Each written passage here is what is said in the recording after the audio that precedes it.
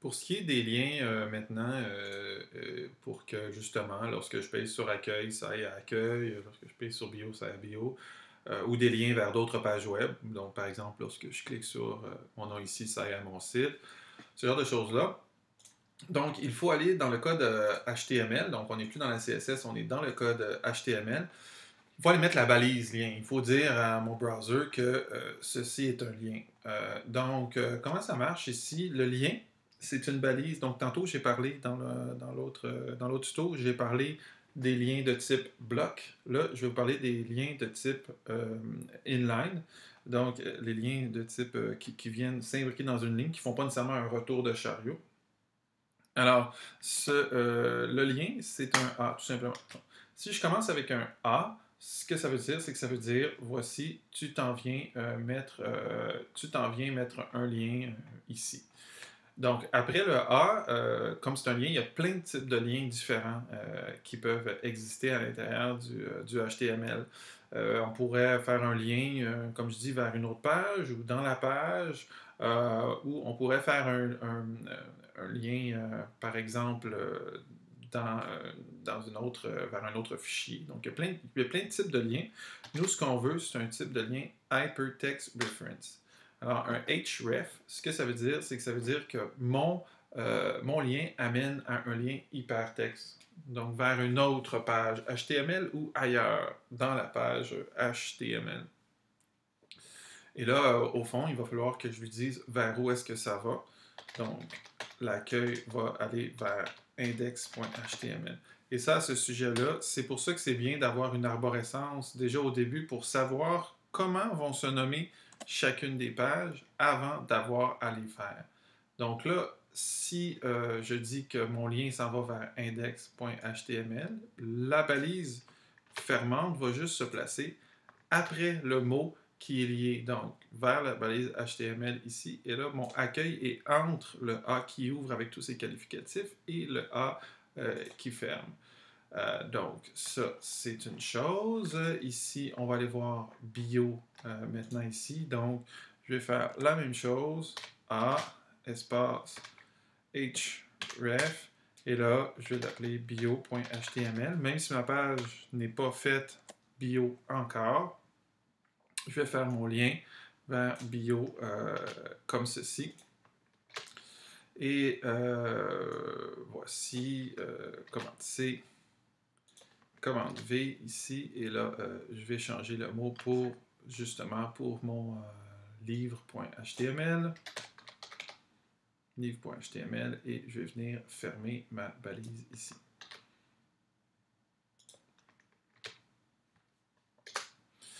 Donc, ça, c'est bon pour les liens. Maintenant, il y a une autre petite chose ici, c'est que quand on fait un lien, il faut savoir dans quelle page est-ce que ça va s'ouvrir ce lien-là. Et ça, c'est, dans le fond, c'est la target. OK? Target, ce que ça veut dire, c'est que ça veut dire, lorsque je clique sur ce mot-là, est-ce que je veux que ça s'ouvre dans la même page ou est-ce que je voudrais que ça fasse une nouvelle page Internet?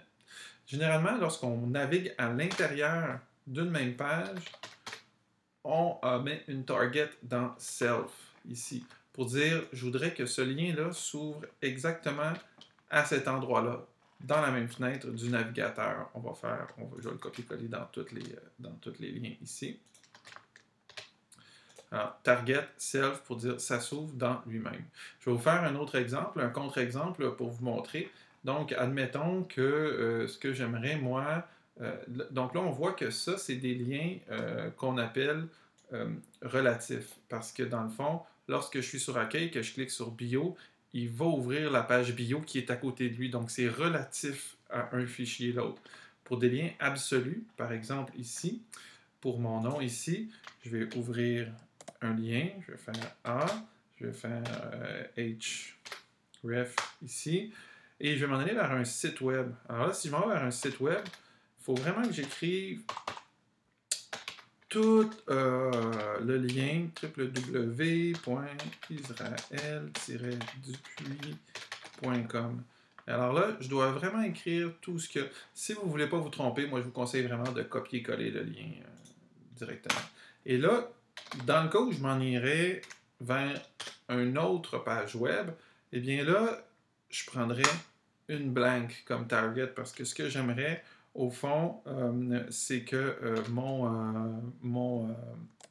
mon navigateur ouvre une nouvelle page parce que je me dirige vers un autre site web. C'est un petit peu ça la règle. Lorsqu'on va vers un autre site web, on ouvre une nouvelle page.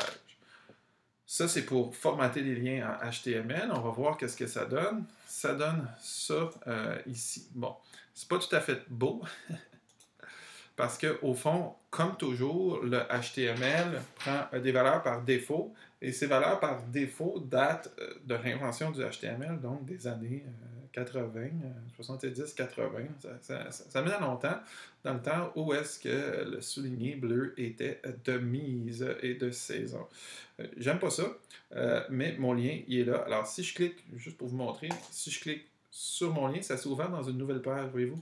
J'ai un nouvel onglet qui s'est ouvert, alors que si je clique sur Bio, par exemple, qui n'existe pas, là, il va me le dire, mais il s'est ouvert dans la même page, dans le même onglet. Okay. Alors, ça, c'est ça pour les liens. Donc là, maintenant, il faut styliser ça, parce que c'est affreux, ça, ces affaires-là. Fait que, il faut enlever les soulignés. Alors, comment est-ce qu'on va faire ça? C'est dans les CSS. Donc là, on retourne dans nos CSS. Et là, il faut venir dire comment est-ce qu'on veut que nos liens se comportent. Là, j'ai deux types de liens. J'ai les liens qui sont dans un menu, puis j'ai les liens qui sont dans mon texte. Peut-être que je voudrais qu'ils se comportent différemment les uns les autres. Et là, ça m'amène au concept de pseudo-classe. Donc, on a fait des composés tantôt. Là, par exemple, ici, on a fait un composé. On voulait que cette règle affecte toutes les H1 qui étaient dans mon header. Là, je vais faire une pseudo-classe. Ce que ça veut dire, c'est que ça veut dire ici que dans ma navigation ici, il va y avoir un composé. Oui, donc ici. Donc, ce composé-là, ça va toucher tous les liens qui sont ici. Puis après ça, on va mettre des pseudo-classes pour dire comment ça réagit lorsque je clique sur le lien, comment ça réagit lorsque je suis par-dessus. Okay? Donc, dans ce premier composé-là, je vais dire cible tous les liens qui sont dans nav. Donc, ça, c'est un composé. Cible tous les liens qui sont dans nav. Et là, on va y aller, on va dire text, ici, decoration. Text decoration, puis on va dire none. Ça, ce que ça va faire, c'est que ça va venir enlever le souligné, parce que c'est affreux. Ensuite, on va dire color, ici, et on va lui mettre la couleur là, que l'on veut là, pour notre menu. Mettons black ici, soyons simples, ici. Et pourquoi pas lui donner peut-être un bold ici, font weight. Pourquoi pas le mettre un petit peu plus gras, vu qu'il s'agit d'un menu. C'est sûr qu'en typographie, on ne peut pas prendre des faux bold, mais comme on est en web, on va utiliser les faux bold et les faux italiques pour avoir une meilleure correspondance avec les utilisateurs. Donc déjà, si je m'en vais voir mes liens, là, ici, voilà, OK. Donc, la couleur mauve et le souligné, il est parti à l'intérieur de mon menu. Et puis, ici, dans mon nom, il faudrait que je fasse la même affaire. Donc, par exemple, je vais copier-coller mon footer ici. Footer. Et je vais effacer tout ce qu'il y a dedans parce que dans le fond, je veux quelque chose qui cible seulement que les liens dans mon footer. Donc, font A, puis tiens, je vais aller faire la même chose. Mais cette fois-ci, je ne vais pas mettre de font weight. Je ne voudrais pas que mon nom soit en gras. Que ce soit juste une petite surprise que quand tu passes par-dessus, donc au fond, il m'amène vers mon site. Convention, fait que je ne veux pas le souligner. Alors, ça, c'est ça pour la base au niveau de la stylisation des liens.